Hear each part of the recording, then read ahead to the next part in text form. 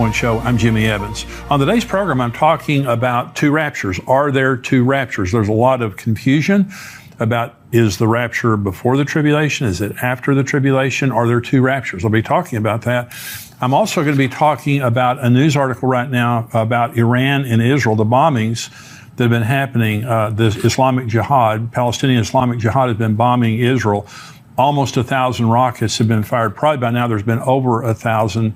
This is a great escalation now in the battle, really the war between Israel and Iran's proxies. I'm going to be talking about my opinion about what's going to be happening. That's the subscriber portion. The teaching is going out to everyone, including YouTube, but the subscriber portion of the program today, I'm talking about that. I'm also answering questions from our subscribers. These are some of the questions I'll be answering.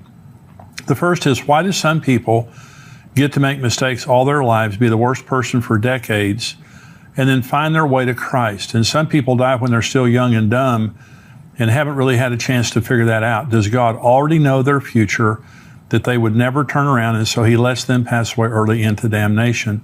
Here's another question. What happens if you're pregnant during the rapture? Another question. Why does God bind Satan for 1,000 years instead of just throwing him into the lake of fire with the false prophet and the Antichrist? Those are good questions. I'll be answering those questions today. Again, this is the subscriber portion. When I talk about the news articles, when I answer questions from subscribers. If you're watching on YouTube, I want you to become a subscriber for $7 a month, $77 a year. You don't just get the full program here. You get Dr. Mark Hitchcock's podcast tomorrow. Wonderful podcast, Marking the Times. All of our articles, Q&A that goes on all week long in the news articles and things like that. So I want you to become a subscriber of endtimes.com. So the question today, this is actually a question from Becky. And I read her question, and what I wanted to do was just to unpack this fully and not answer it quickly. But here's Becky's question. Is Matthew 24 written in chronological order of events? The tribulation is mentioned prior to the verses that speak to the rapture. Reading it chronologically, it would make a good argument for a post-tribulation rapture. And Becky, I'm so glad that you asked that question, because this is something I needed to patiently talk about for a long time. And that's why I'm so glad you asked that question, so I can talk about this today.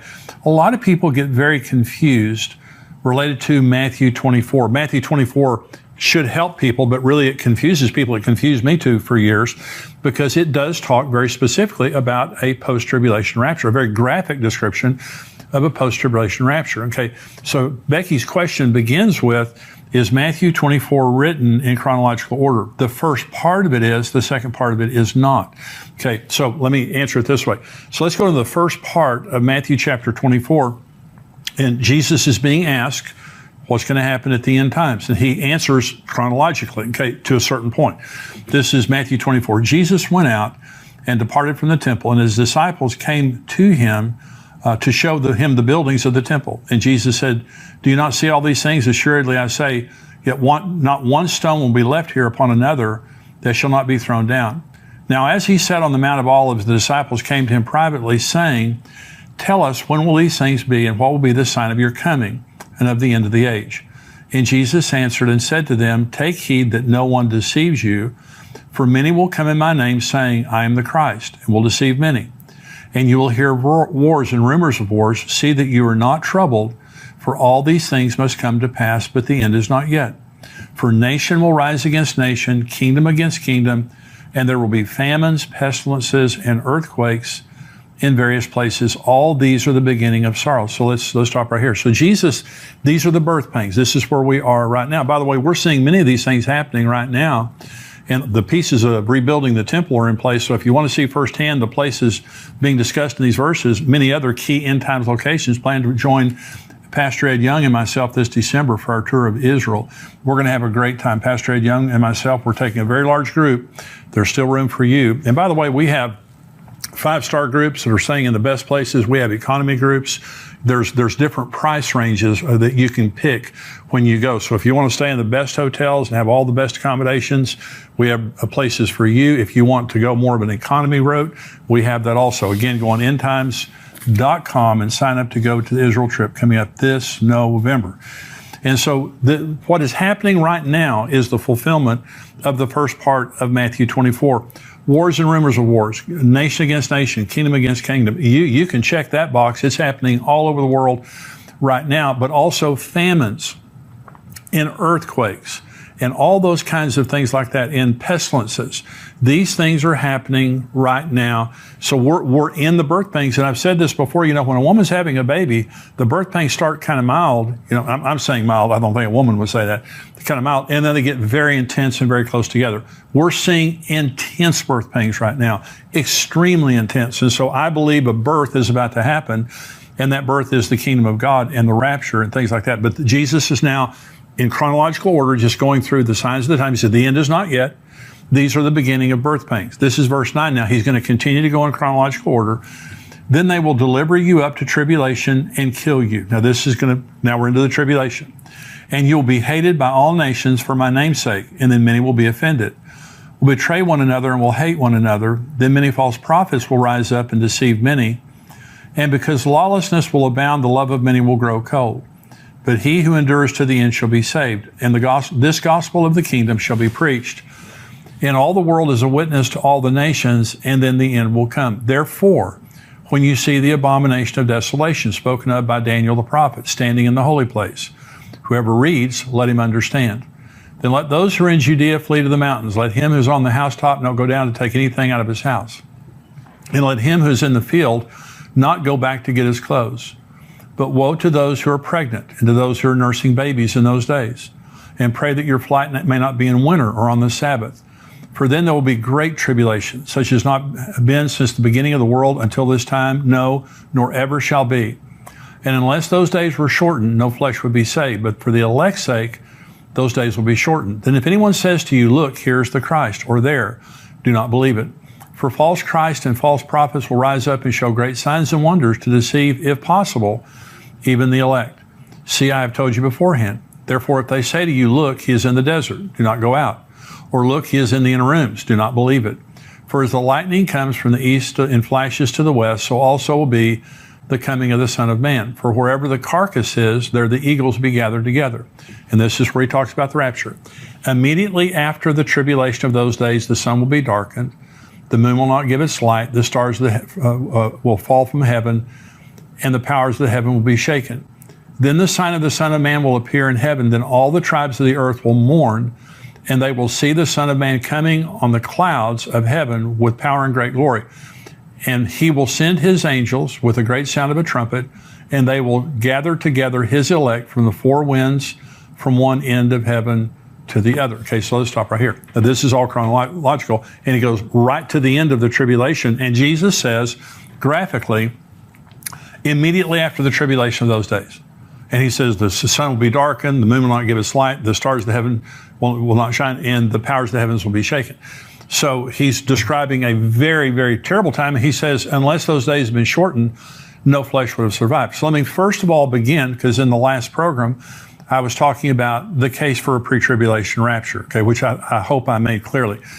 There is a post-tribulation rapture. Jesus says immediately after the tribulation of those days. There's no doubt about the fact that he's talking about at the end of the tribulation, there's going to be a gathering of the living and the dead people who accepted Christ after the first rapture and during the tribulation. So after these verses, okay, after verse 31, Jesus changes timelines here, okay? He's not on the same timeline. Jesus is now talking about preparing for a pre-tribulation rapture. And I'll prove this to you. Now, this is verse 32. Learn this parable from the fig tree. Now, he's changing. This is different. He's no longer talking about the tribulation. Learn this parable from the fig tree. When its branch has already become tender and puts forth leaves, you know that summer is near. So you also, when you see all these things, know that it is near at the doors. Assuredly, I say to you, this generation will by no means pass away till all these things take place. Heaven and earth will pass away, but my words will by no means pass away. But of that day and hour, no one knows, not even the angels of heaven, but my Father only. But as the days of Noah were, now listen to this, because this is very different from the end of the tribulation. As the days of Noah were, so also will be the coming of the Son of Man. For as in the days before the flood, they were eating and drinking, marrying and given in marriage until the day that Noah entered the ark, and did not know until the flood came and took them all away. So also will the coming of the Son of Man be. 2 men will be in the field, one will be taken, the other left. Two women will be grinding at the mill. One will be taken, the other left. Watch therefore, for you do not know what hour your Lord is coming. So now, this is completely different from the text before that. The text before that, Jesus is saying, unless those days have been cut short, no flesh will survive. Great tribulation is going to come on the world. This has not happened in the history of the world, nor ever will be. The sun will be darkened, the moon will not give its light. The powers of the heavens will be shaken. Jesus graphically describes in the first part of Matthew 24 the worst time in the history of the world. Then he starts talking about, look at the signs of the times and be ready when I come, because my coming will be like in the days of Noah. They were buying, selling, marrying, giving in marriage, business as usual. There is no business as usual at the end of the tribulation. Okay, there's a stark contrast. Listen to this verse. This is where Jesus talked about the tribulation.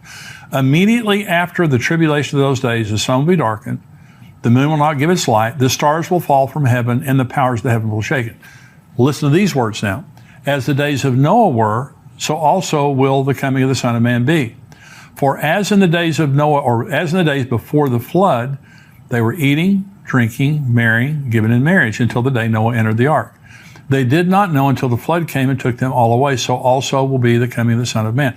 One of the most important doctrines concerning the rapture is imminency. Now, Jesus is going to come. I believe that some year Jesus is going to come during the Feast of Trumpets. I've talked about that before on the program, which happens in the fall of the year. Next year, it will be during our conference that the Feast of Trumpets happens. But it could happen anytime. Jesus can come anytime he wants to. But imminency is a very important doctrine. But you have to understand that when the abomination of desolation takes place, Jesus said, because some people would say there is no pre-tribulation rapture. The rapture happens at the end of the tribulation. You can actually count. Jesus said you won't know the day or the hour. You can actually count the days from the abomination of desolation until the second coming of Jesus. Let me show you in Scripture. Daniel 9:27 says this. This is Gabriel talking to Daniel. He shall confirm a covenant. The Antichrist shall confirm a covenant with many, Israel, for 1 week, for 7 years. But in the middle of the week, he shall bring an end to sacrifice and offering, and on the wing of abomination shall be one who makes desolate, even until the consummation which is determined is poured out on the desolate. Okay, there's going to be a 7-year covenant. The Antichrist is going to show up. The tribulation begins when the Antichrist confirms a covenant with Israel for 7 years. In the middle of the 7 years, what it just said in Daniel 9, the abomination of desolation takes place. Okay, so right in the very middle. Okay, this is Daniel chapter 12. Then I, Daniel, looked, and there stood 2 others, one on this riverbank and one on the other riverbank.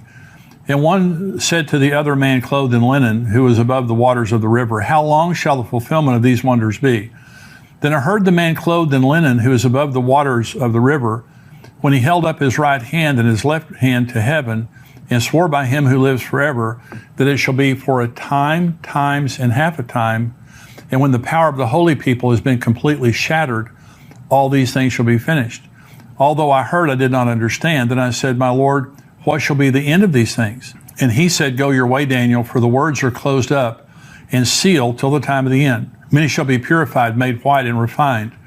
But the wicked shall do wickedly, and none of the wicked shall understand, but the wise shall understand. And from the time that the daily sacrifice is taken away, and the abomination of desolation is set up, there shall be 1,290 days. Blessed is he who waits and comes to the 1,335 days. Now, there are 3 periods of time being talked about here in Daniel 12. They're very important. The first, the question was asked, how long is this going to happen? And it was 1,260 days, a time, times, and half a time. Israel used a 360-day lunar calendar. So that's 1,260 days. The second time here in verse 11, it says there will be 1,290 days. That's 1,260 days, 3.5 years, plus 30 days. It says, blessed is he who waits and comes to the 1,335 days. That's actually the beginning of the millennium, after the second coming, after the abomination of desolation has been removed, after the sheep and goat judgment and all those things have happened. There's the inauguration of Jesus as king, and the millennial kingdom begins. That's the reason that there's a time difference. But here's what I'm trying to say. So Jesus said we wouldn't know the day or the hour. We're just told the day's right there. We are told exactly the timeline right there. So if you're alive during the tribulation, There is no imminency whatsoever. When you see the abomination of desolation, the entire world is going to see it all at the same time. According to Revelation 11, they're going to see the two witnesses get killed. They're going to see everything the Antichrist is doing. If you see it, you could literally take your calendar out and say, Jesus is coming right here. And so there's no imminency. So I'm saying, when you look at Matthew 24, and Becky was saying, it seems to me like, Matthew 24 is a good proof of a post-tribulation rapture. It sure is. Jesus graphically says there's going to be a post-tribulation rapture. Then he turns around and starts talking about the signs of the time. We won't know when he's coming, and it's going to be like the days of Noah, buying and selling, marrying, giving in marriage. Now understand this, at the end of the tribulation, there is no buying, selling, marrying, giving in marriage. Over half the world's population is dead. The earth has been under judgment after judgment after judgment, the worst of which are the bowl judgments at the very end. There's no buying and selling, marrying, giving in marriage. Jesus said, unless those days have been cut short, no flesh would have survived. And remember, Jesus said, it will be like the days of Noah before the flood. Okay, so this is a pre-judgment, a pre-wrath text here that Jesus is talking about two different periods of time. Again, Jesus said, unless those days have been cut short, no flesh would have survived. Then he's over here talking about buying, selling, planning, building, giving in marriage, those things like that. And so it's a very, very easy text for me. Of course, I've studied for a long time, but Becky's question was, is this chronological? Is Matthew 24 chronological? It is, up until verse 31. Jesus begins, when his disciples question him, he begins by talking about the birth pain judgments, all the things that will be happening up until the tribulation. Then he says, then you're going to be going to great tribulation. He talks about the abomination of desolation. He talks about the second coming, when every eye will see him. The rapture, the pre-tribulation rapture, is a private event that take place in the sky between Jesus and the believers. The earth doesn't know anything other than a lot of believers have disappeared. The second coming, every eye will see him. His feet come down, touch the Mount of Olives. There's going to be again a great rapture of the saints, the living and dead saints. People have been saved during the tribulation. So when you read the full text of Matthew 24, you see a chronological account that Jesus gives from verse 1 all the way down until verse 31. Then he changes and said, look at the signs of the times. Look at the fig tree. All these things happening. It's going to be like the days of Noah. So I believe that there's going to be, at any time now, because again, imminency. Right now, we don't know. Even if Jesus comes during Rosh Hashanah is a 2-day feast. You still don't know the day or the hour. Even if you knew. And by the way, Rosh Hashanah is known as the day that no one knows by the Jews. That's one of the ways that they talk about the Feast of Trumpets. And so I believe some year Jesus is going to come during the Feast of Trumpets, but he could come anytime he wants to. Okay, I could be wrong about that. And by the way, the fulfillment of the Feast of Trumpets could be the Matthew 24 rapture at the end of the tribulation, because Jesus said he's going to come with a trumpet then too. I believe in imminency, and I believe that we need to look at Scripture very carefully. So Matthew 24 is chronological up to verse 31, then it's not. Jesus goes back to before the rapture of the church, a pre-tribulation rapture that he graphically describes there. And so that's what I believe. There are two raptures, one before. So if you're confused and you think you have to choose either a pre-tribulation rapture or a post-tribulation rapture, you don't have to choose. There's two of them. Why is there two? Because there's two groups going. There's the church today. I'm a part of the church. If you're a believer in Christ, you're a part of the church. Okay. When the rapture comes, we're all going to be gone from here. But then after the tribulation begins, Revelation 7 talks about a massive revival that takes place during the tribulation. There'll be many people martyred and many people that die of the judgments that happen during the tribulation. But the good news is they're saved. Some people will actually survive on the earth, the tribulation. One way or the other, at the end, they're going to be gathered up just like we were. They'll be a part of the church. They'll rule and reign with Jesus for 1,000 years. And so that's what I believe. I believe that Matthew 24 is another text that very graphically describes a pre-tribulation and a post-tribulation rapture. I want you to be a part of the first group. And I want to remind you, we have the book. My daughter and I wrote a book called Where Are the Missing People? It's a book to leave behind. It's that you put it on your coffee table or on your nightstand in your car, your apartment, your dorm room, your office, wherever. It's something that you just put there because when the rapture happens, the number one question